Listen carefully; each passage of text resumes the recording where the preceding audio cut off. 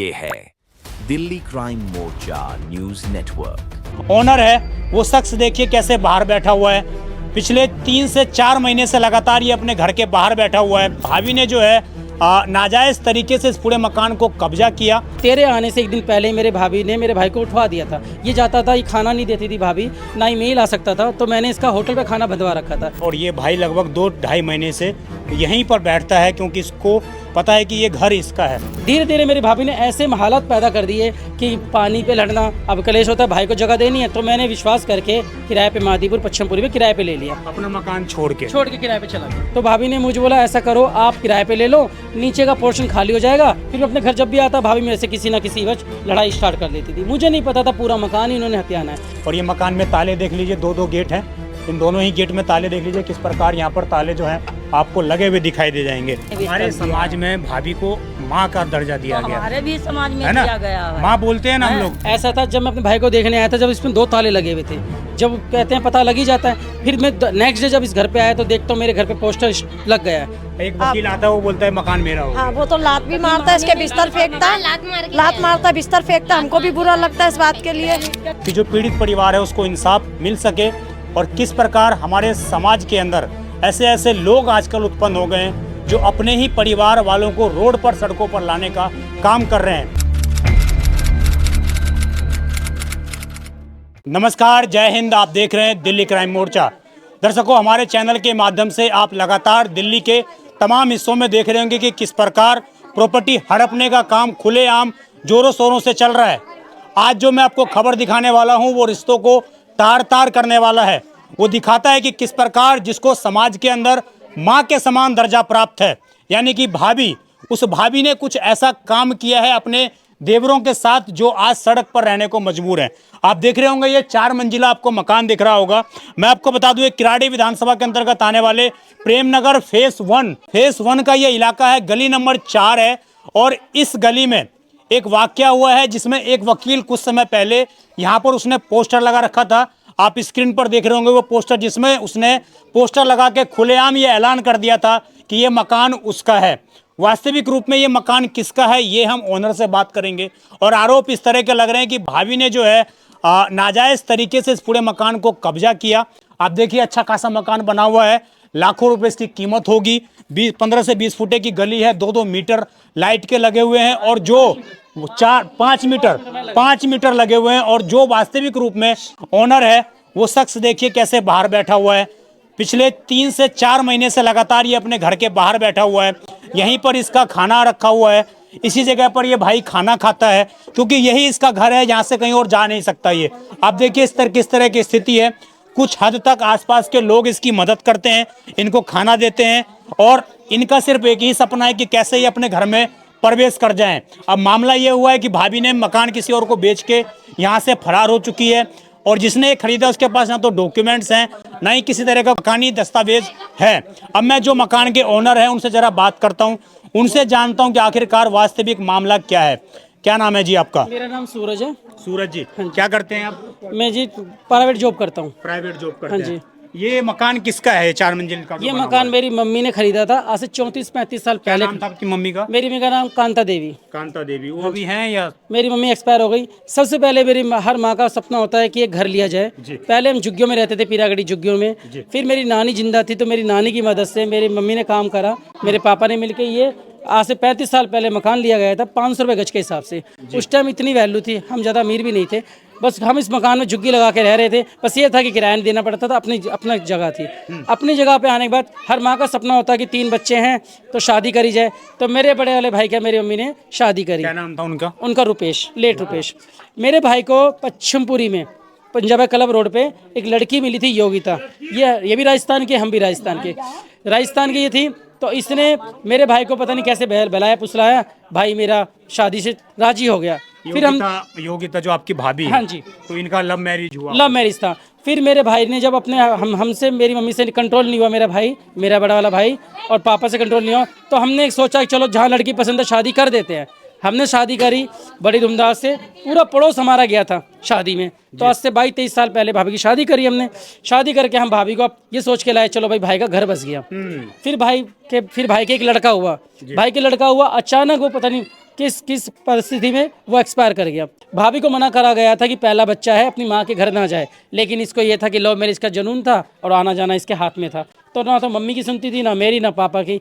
और भाई से लव मैरिज थी तो हमने भी कहा चलो भाई मान रहा है तो ले जाओ। तो 6-5 महीने का लड़का अपने घर लेके गई थी, लड़के को नमोनिया हो गया। फिर जहाँ वहाँ उसकी कंडीशन ज़्यादा बिगड़ी तो हम उसको लेके अपनी दादी के घर पे आ गए। यहाँ पे आके वो लड़का बस कुछ टाइम बाद जिया और वो एक्सपायर कर गया। फिर हमने सोचा कोई वाली बात नहीं है, जो आपका भतीजा था वो एक्सपायर हो गया। फिर काफ़ी 2 महीने बाद 3 महीने बाद फिर वो नेक्स्ट टाइम प्रेग्नेंट हुई, फिर मेरे भाई की लड़की हुई। हमें बहुत खुशी हुई। खुशी भी इस बात की कि हम सब जॉब पे थे, मम्मी भी जॉब करती थी, भाई भी जॉब करता था। इस घर के अंदर हमारे पास कोई नहीं था, सिर्फ 2 कमरे थे। अभी जो ये आपका भाई का एक्सीडेंट हुआ था, आप बता रहे हैं कि रहस्यमय तरीके से मौत हो गई थी। हाँ। रहस्यमय तरीका क्या था? अब ये था कि हमें ये नहीं पता लगा कि भाई को थोड़ा एक्सीडेंट हुआ, थोड़ी तबीयत बिगड़ी, हम संजय गांधी लेके गए। संजय गांधी पता नहीं लगा, चलो घर ले आए। 1-2 दिन रहा, फिर वो भाई हमारा रहा ही एक्सपायर होने से। कितने साल पहले की बात है जब आपका भाई? 2013 में। 2013 में आपका भाई एक्सपायर हो चुका है। तो जब से आपकी भाभी आपके साथ अकेले रह रही थी यहाँ पर? फिर मेरे भाई के 2 लड़की हुई, फिर 1 लड़का हुआ। भाई के 3 बच्चे हो गए। तीनों बच्चों का हमने सोचा कोई वाली बात नहीं, हम परवरिश भरण पोषण किया। भरण पोषण हमने करा। 2013 में जब ये पूरा मामला हो गया, आपके भाई एक्सपायर कर गए, तो आपकी भाभी इसी घर में रह रही थी? अपने पीहर नहीं जाती थी? पीहर नहीं जाती थी। फिर घर में हमारे हालात ऐसे हो गए कि भाई चला गया, 3 बच्चों की परवरिश कैसे होगी। फिर हमने सोचा भाभी की उम्र बहुत है, हमने सोचा कि भाभी को बोला कि आप कहीं और जाके अपना भरण पोषण कर सकते हो, 3 बच्चे हम पाल लेंगे। हमें नहीं पता था कि आजकल की औरतें, आजकल की लड़कियां इतनी समझदार होती हैं। मुझे नहीं पता था, इस घर पे पूरा नज़र उनकी पहले से थी। फिर हमने जैसे तैसे करके हमने दोनों भाइयों ने फिर मेरे भाई के गम में मेरे पापा एक्सपायर हो गए, इस घर में हो गए। अब हमारे घर में हो गई मौत 3, एक मेरे भाई भतीजे की, एक भाई की, एक मेरे पापा की। अब बच्चे जिम्मेदारी आ गई मेरी मम्मी के ऊपर। फिर मैं जॉब करता था। फिर मम्मी और हमने अपनी भतीजों को भतीजी को पाल पोसने के बाद हमारे भतीजे, जब मेरी मम्मी मेरे भाई को गुजरे 6 साल हो गए, तो मेरी माँ ने बोला कि अब शादी तेरी भी करनी चाहिए। फिर हमें मम्मी बोली मकान बनाना है। फिर मैंने इस मकान की शुरुआत करी। मैंने कहा मम्मी पैसे नहीं है, क्या करूं? तो मैंने अपनी मेरी एफडी थी, मेरा पीएफ था और मेरी कंपनी से लोन मिल जाता है कंपनी में से, तो मुझे कंपनी से लोन भी मिला। पीएफ इसमें मेरे साथ मेरे दोस्तों का सहयोग, मेरे पड़ोसियों का सहयोग और मेरी मौसी जो थी उन्होंने कमेटी अपनी दी। तो जैसे तैसे करके हमने बिना पलस्तर का इसको 3 मंजिल बनाया, क्योंकि शादी पास आ गई थी मेरी। हमने कहा कोई वाली बात नहीं, बाद में देखेंगे। फिर ग्राउंड से लेके बहू को रहने के लिए जगह चाहिए होती है। छोटा वाला भाई भी है, बड़े वाले भाई के बच्चे भी, भाभी, सबके लिए जगह चाहिए थी। फिर ऐसे करके हमने इस घर को बनाया कि सपना देखा, चलो कोई वाली बात नहीं है, भाभी का सबर होगा, बच्चे पलेंगे। ये आप पूरी बात हो गई, जब आपकी भाभी उनका जो पति है वो एक्सपायर हो गए थे और वो यहाँ पर रह रही थी, आप लोग संभाल रहे थे कई सालों से, 2013 से बता रहे हैं आप, 2025 तक आपने उनको अपने साथ रखा। तो कब ये आपको पता लगा कि भाभी जो है इस मकान को हथियाने के चक्कर में लगी है? मैंने जब अब फिर कोरोना टाइम आ गया। कोरोना टाइम पे मम्मी की नौकरी भी चली गई थी। फिर मेरी मम्मी अचानक अभी 2-4 साल पहले एक्सपायर कर गए। मम्मी के एक्सपायर होते ही घर में मेरी मम्मी जब एक्सपायर हुई है तो एक घर के जो कागज हैं, डॉक्यूमेंट्स हैं, ये मम्मी के नाम थे, पापा के नाम? मम्मी के नाम था। ये मम्मी के नाम था। हमारी दादा की कोई प्रॉपर्टी नहीं है दिल्ली में। मेरी मम्मी दिल्ली की रहने वाली है, पश्चिमपुरी की, जहाँ की मेरी भाभी थी। और ये लड़की मेरे मामा के दोस्त की थी। तो ये हमने सोचा चलो मामा की दोस्त की लड़की है तो हम ब्याह रहे हैं। तो ये मकान मतलब आपकी मम्मी के नाम पर था? आपकी मम्मी ने किसी के नाम करके गई थी इस प्रॉपर्टी को? क्योंकि बड़े भाई के, भाभी के, आपके नाम होता है। जिस माँ के 3 बच्चे होते हैं, माँ का सपना होता है कि तीनों बच्चों के हक है। एक बच्चे होता तो हमारे भाई का होता। हम 2 भाई भी तो हैं, हम तीनों का था। तो मैंने माँ से बोला मम्मी 3 मंजिल मकान बन गया, हिस्सा कर दो। कह रही नहीं, छोटे वाले की भी शादी हो जाएगी, 3 बहुएं जब घर में आएंगी तो मैं हिस्सा कर दूंगी। कोई वाली बात नहीं। हमने इतना सोचा चलो माँ कह रही है छोटे वाले भाई की शादी करेगी, इस काम में हम लगे रहे। फिर क्या हुआ, मम्मी गुजर गई। मैंने बोला भाभी, अब धीरे धीरे मेरी भाभी ने ऐसे हालात पैदा कर दिए कि पानी पे लड़ना, मेरे बच्चों पे मेरे बच्चे 2-3 बार जीने से गिर गए। तो कई बार मेरी भतीजी बड़ी हो चुकी थी। मुझे समझ नहीं आ रहा था, या मैं नौकरी देखूं या घर पे आके इनके कलेश देखूं। अब मैं सुबह जाता काम पे। लड़ाई झगड़ा कब से शुरू हो गया था ये? जब मम्मी के गुजरने के बाद 2021 के बाद मेरे घर में, किसके बाद ये लगातार लड़ाई झगड़ा स्टार्ट हो गया था। फिर मैंने सोचा कि अब जीना मुश्किल हो रहा है, छोटा वाला भाई भी मेरी जिम्मेदारी बन के आ गया है। फिर मेरी मम्मी एक्सपायर होने से पहले 3 महीने पहले इसकी सगाई करके गई थी। मैंने बोला कोई वाली बात नहीं, माँ ने सगाई कर दी, शादी मैं कर दूंगा। फिर मैंने भाभी से बोला कोई वाली बात नहीं है, मुझे करना क्या है? कह रही आप ऐसा करो, आपको करना क्या है? मैंने कहा आपको हिस्सा लेना है तो हिस्सा ले लो, छोटे वाले भाई की शादी मुझे करनी है, जिम्मेदारी है। तो भाभी ने मुझे बोला ऐसा करो, आप किराए पे ले लो, नीचे का पोर्शन खाली हो जाएगा, तो वो उसकी शादी आराम से हो जाएगी। मैंने कहा कोई बात अच्छा, नहीं, आपको मकान से बाहर निकाल दिया, मुझे किराए बाहर पर। निकाल दिया। तो मैंने सोचा घर में कलेश तो होता ही है, अब मेरे भी तीन बच्चे हैं, अब कलेश होता है, भाई को जगह देनी है, तो मैंने विश्वास करके किराए पे मादीपुर पच्छमपुरी में किराए पे ले लिया, अपना मकान छोड़ के। किराए पे चला गया जी। फिर मैं किराए पे चला गया, फिर मैं यहाँ आना जाना करा, तो मैंने बोला भाभी इसकी सगाई हो रखी छोटे वाले की, इसकी शादी का क्या करना है? कह रही मेरा कोई मतलब नहीं बनता, तुम जानो तुम्हारा भाई जाने, मेरे पास कुछ नहीं है। मैंने चलो कोई वाली बात नहीं है। फिर मैंने लड़की जहाँ इसका रिश्ता करा था, मैंने बात करी लड़की की माँ से, तो लड़की की माँ ने मुझे जवाब दिया कि हम शादी नहीं कर सकते, क्योंकि इस घर में आपकी भाभी ने बोला, बड़ी वाली ने, कि हम ऐसे लड़के का रिश्ता नहीं करेंगे, वो पीता खाता है, दारू का इस पर इल्जाम लगा दिया। फिर मैंने लड़की की माँ से बोला कि हम 2 भाई शादीशुदा हैं, मेरी माँ बाप चले गए, बड़ा वाला भाई चला गया। अभी जब ये सब चीज़ हो गई तो आपके जो छोटे भाई हैं इनका एक्सीडेंट भी हाँ जी, इस तरीके से। फिर क्या हुआ, फिर मैंने मेरे भाभी से बोला, फिर मैं यहाँ पे आया तो मेरा डेली मेरे साथ, मैंने सोचा पहले बच्चों के साथ होता था, अब काम पे से बंदा अपने घर आएगा भाई से मिलने की, तो मेरे को, मैंने घर बना रखा, अपने घर तो आऊँगा। फिर मैं अपने घर जब भी आता, भाभी मेरे से किसी ना किसी वजह लड़ाई स्टार्ट कर लेती थी। मुझे नहीं पता था पूरा मकान ही इन्होंने हथियाना है, जबकि मैंने शादी के सब बाद 2 मंजिल और इस मकान को बनाया, 5 मंजिल, 4 ग्राउंड से लगा के 5 मंजिल मकान मैंने इसको बना के रखा। मैंने बोला इतना बड़ा मकान छोड़ना भी आसान बात नहीं है। मैंने बोला भाभी वापस आए रहने के लिए। फिर मैंने कहा मैं रहने आऊँगा, तो कह रही क्या करोगे रह के, ये मेरे कलेश करती नहीं, इनको नहीं चाहिए था कि एक निकल गया। फिर मैंने देखा, मैंने कहा बहुत हद होती है, तो मैंने क्या करा, मैंने भाभी पे केस डाला कोर्ट में, तरह का केस डाला कि भाई प्रॉपर्टी में तीनों भाइयों का हिस्सा हो जाए या पार्टीशन कर दें, कोई दिक्कत वाली बात नहीं, मैंने बनाया तो कोई वाली बात नहीं। जब मैं कोर्ट में गया, 1 साल केस लड़ते लड़ते, ये दिल्ली कोर्ट की ऐसी हालत है, दिल्ली रोनी कोर्ट में केस डाला, 1 साल तक इसने कोई केस नोटिस इस पे पास नहीं आया, क्योंकि जो वकील साहब थे कहते खरीदने वाला हर कुछ खरीद लेता है, इन्होंने मेरे वकील को ही खरीद लिया। मुझे शक जब हुआ कि 3 महीने हो गए, 6 महीने हो गए, भाभी पे नोटिस ही नहीं आ रहा, मैंने वकील से पूछा, वकील साहब क्या बात है, नोटिस नहीं आ रहा, मेरा केस क्या हुआ? तो वकील ने कहा भाई ऐसे ही चलता है। मैंने कहा मुझे कोई समझ, 1 साल तक कुछ नोटिस नहीं आया। फिर मैं जब 1 साल जब उनको लगा, तो मैं घर पे आया, तो भाभी कह रही यहाँ मत आना। फिर मैं मादीपुर रहा था, मैं करोल बाग किसी काम से गया था, किसी गाड़ी वाले ने मुझे इतनी बुरी तरह हिट मारा कि मेरे सिर पे पूरे 17 टाँके आए, सर्जरी हुई है महाराजा अग्रसेन में। मैं आईसीयू में चला गया। मेरे गली वाले पड़ोसी जितने थे, इन्होंने मेरी मदद करी, मेरे बारे में सुन के मेरे से मिलने आए। ये सब लेकिन आपकी भाभी नहीं मिलने ने। मेरी भाभी से पूछा कि आपके देवर के चोट लगी है, सीरियस है, देख कर आ जाओ, तो देखने वो बिल्कुल नहीं गई, ना ही अपने बच्चों को भेजा।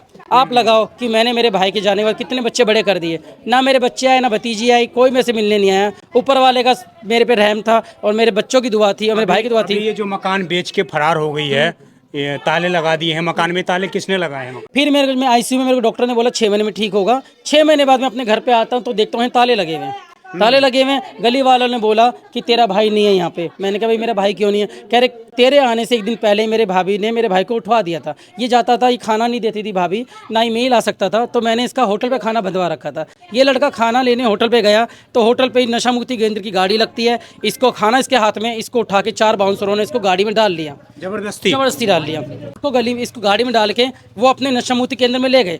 मैंने कहा, फिर मैंने पुलिस वालों को बोला, मैंने कंप्लेंट करी, मेरा ताले लगे पड़े हैं, ऐसे ताला। गली वाले बोले भाई पता नहीं है, राहुल भी नहीं दिख रहा। फिर मैंने 112 पे कॉल करी, दिल्ली पुलिस का यह हाल है, 112 पे पुलिस आके, पुलिस वालों ने उल्टा मेरे ताले खोलने की बजाय, मेरा घर दिखाने की बजाय, वो कह रहे ताले नहीं खुलेंगे। मैंने बोला सर कोई वाली बात नहीं, ताले नहीं खुलेंगे, मेरे भाई से मिलवा दो आप। उन्होंने कहा नहीं, ना तू खोलेगा ताले, ना मिलवा सकते। फिर मैंने कहा मेरी भाभी का नंबर, उन्होंने, मुझे नहीं पता पुलिस वालों के पास मेरी भाभी का नंबर कहाँ से आया, उन्होंने मेरी भाभी का नंबर मिलाया। मेरी भाभी का नंबर मिला के पुलिस वालों ने, ये गली की बात है, मेरे भाभी का नंबर मुझे नहीं पता पुलिस वालों के पास कहाँ से आया, तो उन्होंने नशा मुक्ति केंद्र में फ़ोन मिलाया, भाभी को बात मिलाया। भाभी ने नशा मुक्ति केंद्र वालों को कॉन्फ्रेंस में लिया, और नशा मुक्ति केंद्र वालों ने बताया कि यह आपका भाई हमारे पास है, योगिता का भाई। मैंने कहा ये मेरी भाभी भाई नहीं है, इनका देवर लगता है। ये ऐसे मतलब आपकी भाभी ने ही आपके भाई को अपना भाई बना लिया, भाई बना के वो नशा मुक्ति केंद्र में एडमिट कर गई। मैंने बोला जी ऐसे ये क्या हुआ? कह रहे ऐसा जी हमारे पास 15,000 रुपये वो जमा करके गई है, और 3 महीने की इसकी फीस है हमारे पास। अब हम क्या करें, फीस तो वापस कर नहीं सकते। तो मैंने नशे करने वाले से पूछा नहीं कि मैं किसी भी आदमी को बंद करा सकता हूं ऐसे? मैंने 15,000 रुपए देकर मैंने पूछा, मैंने बोला आपने कैसे भर्ती करा? वो कह रहे हैं हम पैसे नहीं दे सकते, खाना इसको दे सकते हैं। अब मैंने सोचा ताले लगे हुए हैं, क्या पता भाभी कहीं गई हो, मान जाए। तो मैं दिल्ली में रहने वाली इनकी मेरी भाभी की नानी भी है करोल बाग में, उनसे मिला, उन्होंने हाथ खड़े कर लिए। वो कह रहे बेटा हमारा कोई लेना देना नहीं है, जो जैसा करेगा वैसे भुगतेगा, घर तुम्हारा था तुम्हारा रहेगा। अभी आप बता रहे थे कि एक वकील ने पोस्टर लगा दिया था, वो क्या मसला है? ऐसा था जब मैं अपने भाई को देखने आया था, जब इसमें 2 ताले लगे हुए थे, जब कहते हैं पता लग ही जाता है। फिर मैं नेक्स्ट डे जब इस घर पे आया तो देखता हूँ मेरे घर पे पोस्टर लग गया है। मैंने पोस्टर पे वकील का फ़ोन मिलाया तो वकील ने मुझे बोला क्या नाम था वकील का? वकील का नाम था सुशील कुमार। सुशील कुमार। सुशील कुमार यहाँ का कौन से कोर्ट का है ये रोहिणी कोर्ट का। रोहिणी कोर्ट में वकील प्रैक्टिस करता है ये? हाँ जी। उसने क्या बोला आपको? मैंने उससे पूछा वकील साहब ये आपने पोस्टर जो लगाया है उसने इसमें किस तरह का पोस्टर लगाया था कि मकान मेरा है? हाँ जी, मैंने उससे पूछा वकील साहब आपने जो मकान खरीदा है इसमें जो एड्रेस आप लिख रखे हो 95A, ये तो मेरा घर है, ये आपका ऑफिस कैसे बन गया? तो उसने मुझे उसने इस 4 मंजिला मकान को अपना ऑफिस घोषित कर दिया। मैंने बोला कोई वाली बात नहीं, आपने चैम्बर नंबर 604 लिख रखा, आप मुझे अपना लाइसेंस नंबर बता दो, कौन सी बीट में आपके कौन से एरिया में हो। तो चैम्बर नंबर भी कुछ नहीं बता, खाली चैम्बर नंबर 604 इतना बता के चले गए। फिर मैंने किसी तरह अपने दोस्तों से कॉन्टैक्ट करा, उन्होंने दिल्ली हाई कोर्ट में मेरे वकील, उनके सीनियर वकील, उसने क्या कहा कि ये मकान मेरा है? हाँ जी।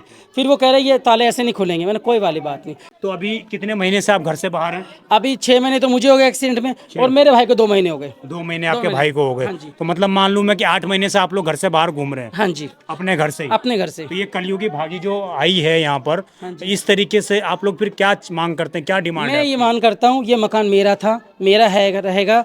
अब ये रहा ये घर का गेट, मैंने बहुत सोचा कि भाभी खोल देगी, ये थाने वाले खुलवाएंगे, ये कोर्ट वाले, इससे कुछ नहीं होता। ये गेट मैं प्रशासन से ये विनती करना चाहता हूँ कि हमारी मदद के लिए जो भी आना चाहे हमारी मदद करे। इस वीडियो के माध्यम से, चैनल के माध्यम से जनता को ये मैसेज देना चाहता हूँ कि शादी तो हर किसी घर में होती है, खुशियों के लिए होती है। जो मायूसी, जो परेशानी हमने भुगती है दोनों भाइयों ने अपने माँ बाप के गुजरने के बाद, भाई के गुजरने के बाद, जो भाई होता तो हमारे साथ ऐसा नहीं होता, लेकिन भगवान की भी इच्छा थी, वो भाई भी चला गया, जिसका उन्होंने बहुत गलत फ़ायदा उठा के हम दोनों साथ आज रोड पे लाके खड़ा कर दिया है। तो मैं आपसे कोशिश करूंगा, आपके चैनल के थ्रू ये माध्यम से बचाना चाहूँगा दिल्ली सरकार, सीएम रेखा गुप्ता जी को, माननीय मुख्यमंत्री अनिल झा जी को, हमारे SHO साहब को, कि हमारे साथ जो घटित हुआ है, भगवान किसी के साथ ऐसी घटना ना करे। रही बात आपके चैनल के माध्यम से जो मेरी मदद करने के आया वो मेरा अपना कहलाएगा। रही बात मेरा घर मेरा रहेगा। बस हमें अगर कुछ आज के बाद अगर हमारे साथ कुछ भी मिस हैपनिंग होती है तो मैं आपको एक लाइन और करना चाहूँगा, ये मेरा भाई का नाम है राहुल, मेरा नाम है सूरज,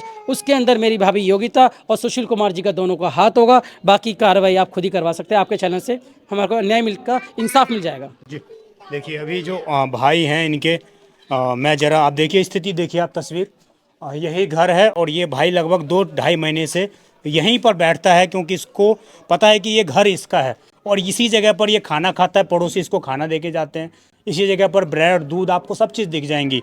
और ये मकान में ताले देख लीजिए, 2-2 गेट हैं, इन दोनों ही गेट में ताले देख लीजिए किस प्रकार यहाँ पर ताले जो हैं आपको लगे हुए दिखाई दे जाएंगे। क्या नाम है आपका? राहुल। राहुल जी, आपको नशा मुक्ति केंद्र में भिजवाया था आपकी भाभी ने? नहीं, वो रोड पे से बाहर होटल के पास से उठा लिया था। तो वहाँ से कार आपको खड़ी उठा हुई लिया था। डिजायर तो आप में। कोई नशा करते थे क्या? नहीं, कोई नशा नहीं अभी करते उस टाइम आप? तो वो फिलहाल तो कोई यहाँ नहीं पे कब से सोते हो बाहर? था। यहाँ पे कम 20-25 दिन हो गए।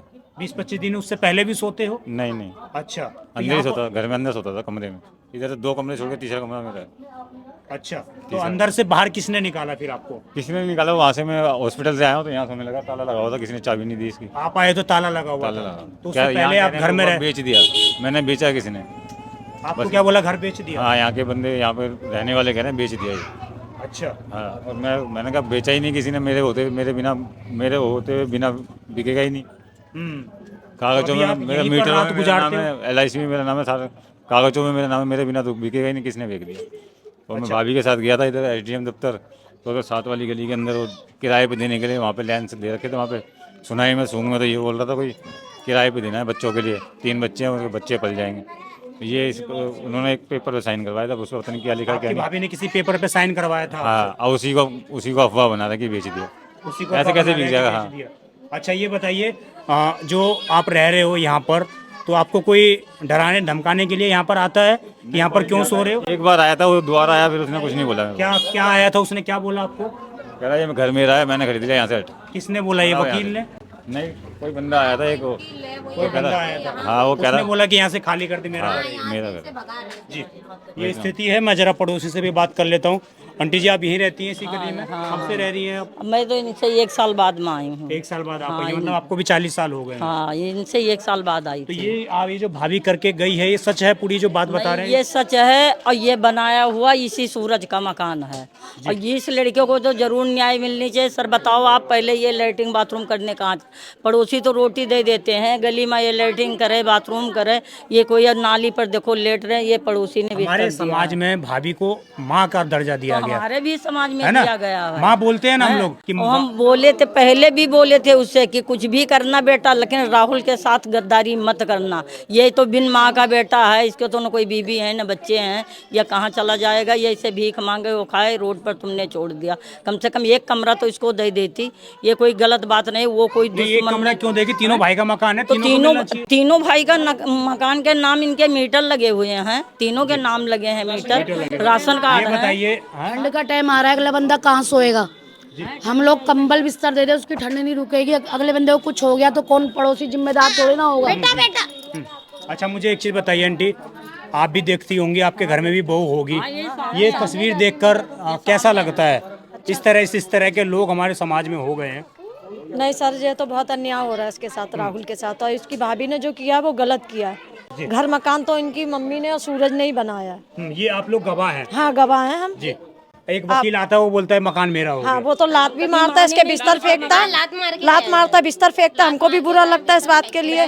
दिमाग उतना गली के सामने ही लोगों को इसको मारा, पैरों से ऐसे बिस्तर हटाता है इसके। गली के सामने ही आप लोगों के सामने। हाँ, हम लोग के सामने ही इनको लात वात मार के गए, इसके बिस्तर भी फेंके। वो सब बैठे हैं, पूछ लो, वो भी पड़ोस में है, सबसे पूछो, सारे ये पड़ोसी हमका कोई। देखिए ये पूरी तस्वीर थी, थोड़ी खबर दर्शकों बेशक ये लंबी थी, लेकिन इस पूरी खबर को बनाने का मकसद मेरा सिर्फ एक ही था कि जो पीड़ित परिवार है उसको इंसाफ मिल सके, और किस प्रकार हमारे समाज के अंदर ऐसे लोग आजकल उत्पन्न हो गए हैं जो अपने ही परिवार वालों को रोड पर, सड़कों पर लाने का काम कर रहे हैं, रिश्तों को तार करने का काम कर रहे हैं। किस प्रकार एक वकील, जिसका ये पोस्टर मैं स्क्रीन पर दिखा रहा हूँ, मैं निवेदन करूंगा दिल्ली हाई कोर्ट के, दिल्ली बार काउंसिल से कि आप इस वकील के खिलाफ भी कानूनी कार्रवाई करें। अगर उस वकील ने वास्तविक रूप से मकान नहीं खरीदा है, इनको ना तो वो कोई डॉक्यूमेंट्स दिखा रहा है, गुंडागर्दी यहाँ पर कर आता है, काली कोट की दोस्त दिखाता है, तो इस वकील के खिलाफ भी कोई कठोर से कठोर कार्रवाई जरूर होनी चाहिए। हालांकि जब उसको पता लगा कि यहाँ पर मीडिया चैनल्स आ रहे हैं तो उसने अपना पोस्टर जरूर हटा लिया है, लेकिन अभी तक इन लोगों को इस ताले का चाबी नहीं मिल पाया है। अभी तक ये लोग इस घर में प्रवेश नहीं कर पाए हैं, और वो भाभी आखिरकार कहाँ है उसका कोई अता पता नहीं है। वो भाभी दिल्ली में है, दिल्ली से बाहर है, या इसी इलाके में कहीं छुप कर रह रही है, ये भी कई गंभीर सवाल खड़ा करता है। और जिस तरीके से जो पीड़ित व्यक्ति उन्होंने कैमरे पर बयान दिया कि मेरे या मेरे भाई के साथ कभी कोई बड़ा हादसा होता है, उसकी जिम्मेदारी यहाँ के जो वकील हैं उसकी, और इसके अलावा जो इनकी भाभी हैं उसकी होगी। निश्चित रूप से कहीं ना कहीं पुलिस प्रशासन पर भी गंभीर सवाल खड़ा करता है कि जब पहला मामला उनके सामने आया था तो उन्होंने इस पर कोई कठोर कार्रवाई क्यों नहीं की थी? भाभी का पक्ष आखिरकार उन्होंने क्यों लिया, देवर का पक्ष क्यों नहीं लिया? ये कई सवाल हैं जिसका जवाब यहाँ के तमाम प्रशासन के अधिकारियों को देना चाहिए। और आपको भी सावधान करने वाली ये खबर है कि किसी पर भी इस जमाने में विश्वास ना करें, क्योंकि यहाँ पर कोई आपका अपना नहीं है। जो भी आपका अपना है वो आपको आप सबकी संपत्ति छीनने का काम करेगा। एक बार फिर से मैं कहूँगा, मकान की तस्वीर दिखाएंगे। ये 3 से 4 मंजिला मकान है, और इस मकान में कल सपने पला करते थे, बच्चों की किलकारियाँ यहाँ पर बजती थी, और आज ये घर सुनसान पड़ा हुआ है।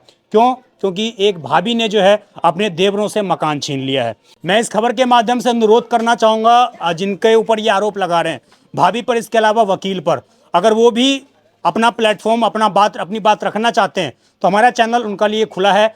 लगातार कॉन्टैक्ट नंबर फ्लैश हो रहे हैं, आप कॉन्टैक्ट कर सकते हैं और अपना पक्ष सामने रख सकते हैं। अगर ये लोग झूठ बोल रहे हैं तो ये बेनकाब हो गए, और अगर आप सच बोल रहे हैं तो आप बेनकाब हो गए। इस खबर पर दर्शकों आपकी क्या राय है, कमेंट जरूर करिएगा। आप देखते रहें दिल्ली क्राइम मोर्चा। मैं विजय ठाकुर किसी नई जगह पर आपको किसी नई खबर के साथ बहुत जल्द आपसे मुलाकात करूंगा। धन्यवाद।